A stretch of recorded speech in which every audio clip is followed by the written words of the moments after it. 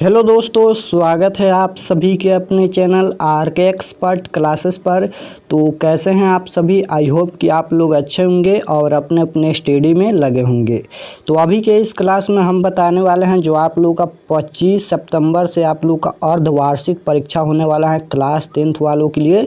तो उसके लिए यहाँ पर हम साइंस यानी विज्ञान के क्वेश्चन पेपर बताने वाले हैं। अभी के इस क्लास में बहुत ही शानदार क्वेश्चन सेट किया गया है। आप लोग से रिक्वेस्ट है कि क्लास में अंत तक बने रहिएगा और इसमें से काफ़ी क्वेश्चन आप लोगों को फाइनल बोर्ड परीक्षा में भी पूछा जाएगा और कमेंट में सभी क्वेश्चन का आंसर देते चलिएगा। तो देखिए, पहला नंबर क्वेश्चन आपके स्क्रीन पर है। पूछा गया है कि निर्वात में प्रकाश की चाल क्या होती है। बताना है कि निर्वात में प्रकाश की चाल क्या होती है। काफ़ी बार ये क्वेश्चन एग्जाम में फाइनल बोर्ड परीक्षा में भी पूछा गया है। तो निर्वात में प्रकाश की चाल होती है, याद कर लीजिएगा, 3 × 10⁸ मीटर प्रति सेकेंड होता है। ऑप्शन नंबर सी बिल्कुल राइट आंसर हो जाएगा। 2 नंबर क्वेश्चन देखिए, पूछा गया है कि दाढ़ी बनाने में कौन सा दर्पण प्रयुक्त होता है। बताना है कि दाढ़ी बनाने में कौन सा दर्पण प्रयुक्त होता है। तो इसका right answer option number C हो जाएगा। आप जानते हैं कि दाढ़ी बनाने में अवतल दर्पण प्रयुक्त होता है। नेक्स्ट क्वेश्चन देखिए, 3 नंबर पूछा गया है कि गोलीय दर्पण की फोकस दूरी उसकी वक्रता त्रिज्या की क्या होती है। बताना है कि गोलीय दर्पण की फोकस दूरी उसकी वक्रता त्रिज्या की क्या होती है। आधी या दुगुनी या तीन गुनी या चौथाई होती हैं। तो इसका right answer option number A हो जाएगा। गोलीय दर्पण की फोकस दूरी उसकी वक्रता त्रिज्या की क्या होती है। तो याद रखिएगा, आधी होती हैं। नेक्स्ट क्वेश्चन देखिए, साइड मिरर के रूप में किसका प्रयोग होता है। बताना है कि साइड मिरर के रूप में किसका प्रयोग होता है। तो याद रखिएगा, इसका right answer option number A हो जाएगा। उत्तल यहाँ पर मिरर लिखा है यानी उत्तल दर्पण का। नेक्स्ट क्वेश्चन 5 नंबर क्वेश्चन है कि एक उत्तल लेंस की फोकस दूरी 20 सेंटीमीटर है तो लेंस की क्षमता होगी। बताना है कि एक उत्तल लेंस की फोकस दूरी दिया गया है यहाँ पर 20 सेंटीमीटर, तो उसकी लेंस की क्षमता क्या होगी। तो बहुत ही सिंपल है। जब भी लेंस की क्षमता पूछे 1/100 लिखिएगा। सबसे पहले 1/100 और गुना में जितना दिया है उतना, यानी 20 सेंटीमीटर दिया है तो 20 सेंटीमीटर लिखेंगे यहाँ पर।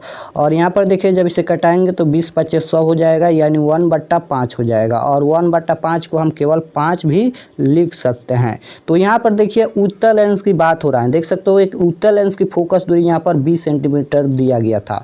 तो इसमें हम क्या करेंगे, उत्तल लेंस की फोकस दूरी आप जानते हैं धनात्मक होता है यानी प्लस का होता है। तो इसमें हम प्लस जोड़ देंगे, यानी इसकी क्षमता क्या हो जाएगा, प्लस के 5 डायोप्टर, जो कि ऑप्शन नंबर यहाँ पर देखिए सी में दिया गया है, प्लस के 5 डायोप्टर हो जाएगा। नेक्स्ट क्वेश्चन देखिए, 6 नंबर है कि स्नेल के नियमानुसार होता है। बताना है कि स्नेल का नियम इनमें से कौन है। बहुत ही महत्वपूर्ण क्वेश्चन है। लगभग 5 से 6 बार ये क्वेश्चन एग्जाम में पूछा गया है फाइनल बोर्ड परीक्षा में। तो स्नेल के नियमानुसार क्या होता है। तो याद रखिएगा, इसका right answer option number A हो जाएगा। होता है यहाँ पर U = sin I/sin R होता है। ऑप्शन नंबर ए में दिया गया है, याद कर लीजिएगा। काफ़ी ये महत्वपूर्ण क्वेश्चन है फाइनल बोर्ड परीक्षा के लिए भी।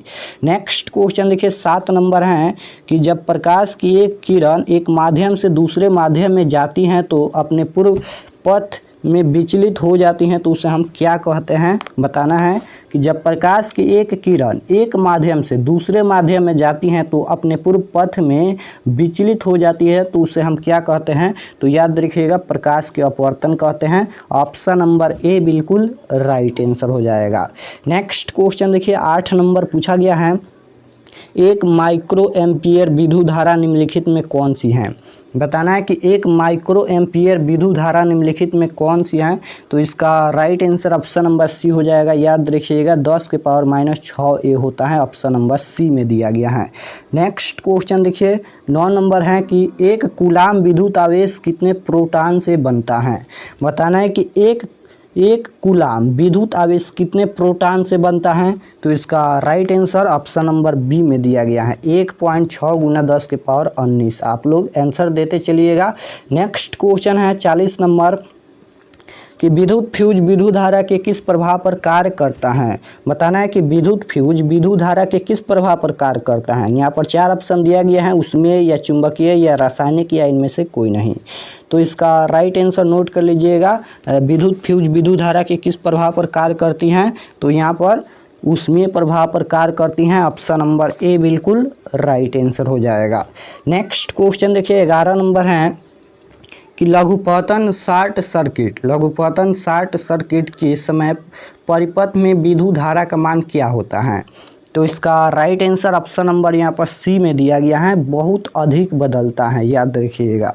चलिए नेक्स्ट क्वेश्चन की ओर चलते हैं। यहाँ पर 12 नंबर क्वेश्चन है कि ग्लोबल वार्मिंग के लिए निम्नलिखित में कौन सी गैस उत्तरदायी है? बताना है कि ग्लोबल वार्मिंग के लिए निम्नलिखित में कौन सी गैस उत्तरदायी है? तो इसका right answer option number B हो जाएगा, यहाँ पर CO2 यानी कार्बन डाइऑक्साइड होता है। नेक्स्ट क्वेश्चन देखिए 13 नंबर है कि LPG का मुख्य अपव्यय क्या है? तो इसका राइट आंसर 13 नंबर का ऑप्शन नंबर बी हो जाएगा, यहाँ पर नॉर्मल ब्यूटेन एंड आइसोब्यूटेन होता है। याद रखिएगा LPG का मुख्य अपव्यय यहाँ पर नॉर्मल ब्यूटेन एंड यहाँ पर आइसोब्यूटेन होता है। नेक्स्ट क्वेश्चन देखिए, अब यहाँ पर केमिस्ट्री का क्वेश्चन पूछा गया है कि Zn+ यानी जिंक प्लस CuSO4 और यहाँ पर बना रहा है ZnSO4 प्लस में Cu, यानी यहाँ पर अभिक्रिया करके ये बना रहा है। तो बताना है कि यह रासायनिक अभिक्रिया किस प्रकार की है? कौन सी अभिक्रिया है? संयोजन या विस्थापन या द्विविस्थापन या वियोजन? तो इसका आंसर आप लोग कमेंट में दीजिए कि इसका आंसर क्या होगा। तो इसका right answer option number B हो जाएगा, यह विस्थापन अभिक्रिया है। यहाँ पर देखिए विस्थापित कर रहा है, तो इसका राइट आंसर ऑप्शन नंबर यहाँ पर बी हो जाएगा, विस्थापन अभिक्रिया। नेक्स्ट क्वेश्चन है कि श्वसन किस प्रकार की रासायनिक अभिक्रिया है? बताना है कि श्वसन किस प्रकार की रासायनिक अभिक्रिया है। तो याद रखिएगा श्वसन यहाँ पर ऊष्माक्षेपी अभिक्रिया है, ऑप्शन नंबर सी में दिया गया है। श्वसन किस प्रकार की रासायनिक अभिक्रिया है? तो श्वसन ऊष्माक्षेपी अभिक्रिया है। नेक्स्ट क्वेश्चन है कि अम्ल एवं क्षार के बीच अभिक्रिया होने पर लवण एवं जल बनता है।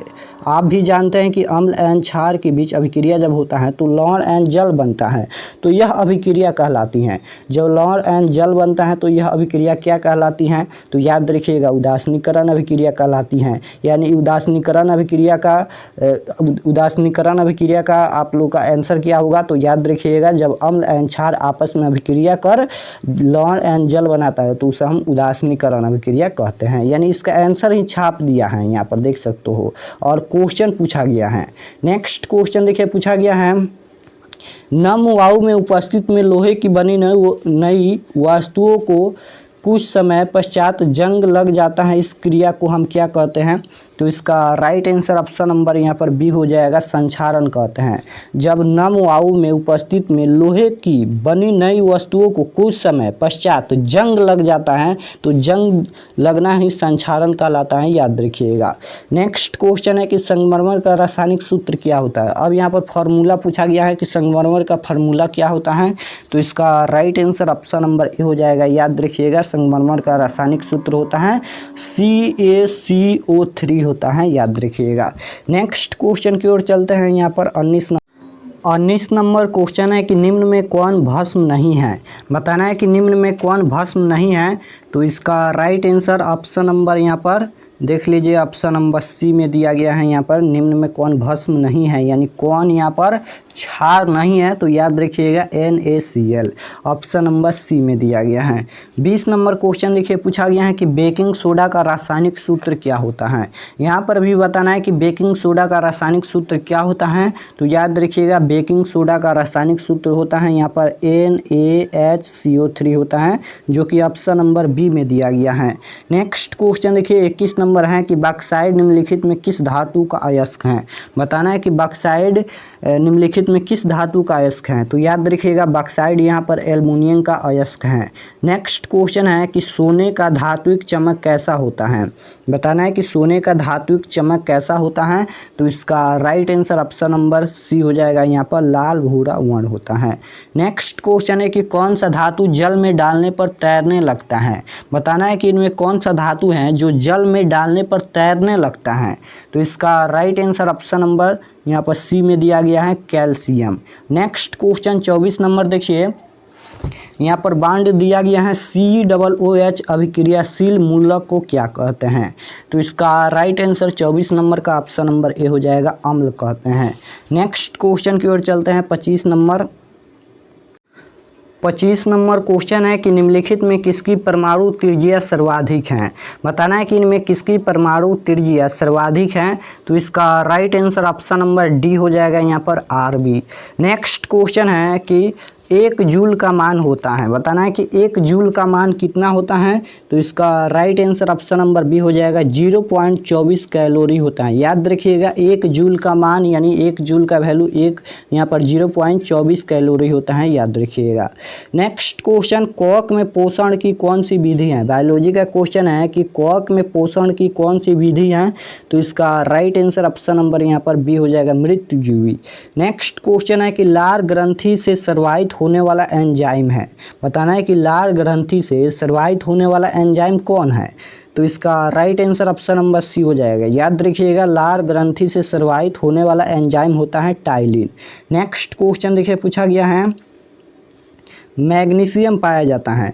बताना है कि मैग्नीशियम किस में पाया जाता है। तो याद रखिएगा मैग्नीशियम क्लोरोफिल में पाया जाता है। ऑप्शन नंबर डी बिल्कुल राइट आंसर हो जाएगा। मैग्नीशियम किस में पाया जाता है, तो क्लोरोफिल में।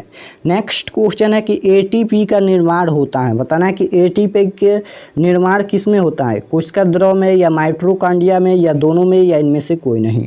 तो एटीपी का निर्माण होता है, याद रखिएगा यहाँ पर दोनों में होता है, यानी कोशिका द्रव में भी होता है और माइटोकॉन्ड्रिया में भी होता है। नेक्स्ट क्वेश्चन देखिए पूछा गया है कि अमीबा में श्वसन की क्रिया होती है। बताना है कि अमीबा में श्वसन की क्रिया होती है। तो इसका right answer option number B हो जाएगा शारीरिक सतह के द्वारा। नेक्स्ट क्वेश्चन देखिए पूछा गया है 32 नंबर कि पौधों की पत्तियों में पाए जाने वाले सूक्ष्म छिद्रों को कहते हैं, क्या कहते हैं। तो याद रखिएगा पौधों की पत्तियों में पाए जाने वाले सूक्ष्म छिद्रों को क्या कहते हैं। तो ऑप्शन नंबर इसका राइट आंसर ऑप्शन नंबर यहाँ पर बी हो जाएगा, यहाँ पर एस्टोमाटा कहते हैं, याद रखिएगा। नेक्स्ट क्वेश्चन है कि लाल रुधिर कणिकाओं का जीवन काल कितना दिन का होता है। बताना है कि लाल रुधिर कणिकाओं का जीवन काल कितना दिन का होता है। तो याद रखिएगा 120 दिनों का होता है।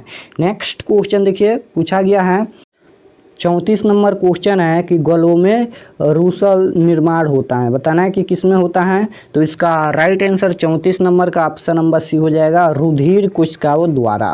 नेक्स्ट क्वेश्चन 35 नंबर है कि 2 तंत्रिकाओं कोशिका के मध्य खाली स्थान को कहते हैं, क्या कहते हैं। 2 तंत्रिका कोशिका के मध्य खाली स्थान को क्या कहते हैं।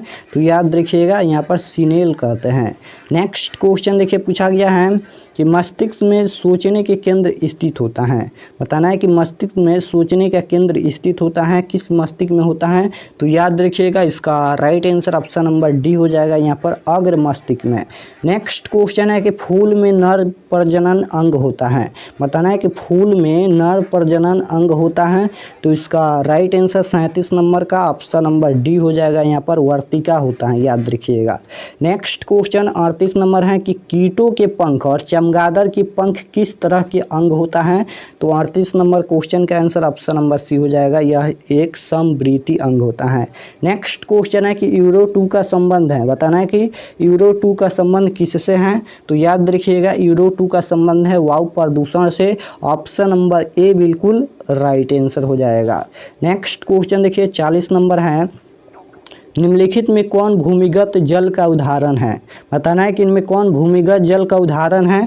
तो इसका right answer option number C हो जाएगा कुआं। याद रखिएगा यहाँ पर इनमें कौन भूमिगत जल का उदाहरण है। तो कुआं है, ऑप्शन नंबर सी बिल्कुल राइट आंसर हो जाएगा।